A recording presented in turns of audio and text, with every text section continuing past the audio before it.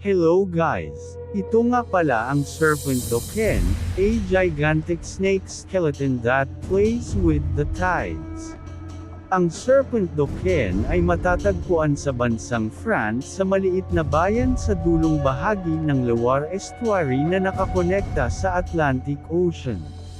Ang extraordinaryong sculptura na ito ay makikita sa Saint-Brévin-les-Pins Beach. Ang permanenteng pagkakakabit nito ay nagrerepresenta ng kalansay ng isang napakalaking prehistoric na ahas at medyo nilalaro ang mga alon sa dagat. Ang pambihirang ahas dagat na ito ay gawa ng isang Chinese artist na si Wang Yongping. Ginawa ito para sa Voyage Nantes Festival for the Estuaire 2012 Contemporary Art Exhibition. Ang hayop na ito ay iniuugnay sa Chinese mythology, at nagbibigay ng mensahe na sumusuporta sa pagpoprotekta ng kalikasan. Ito ay may haba na 130 meters at ang kalansay na ahas ay purong gawa sa aluminum.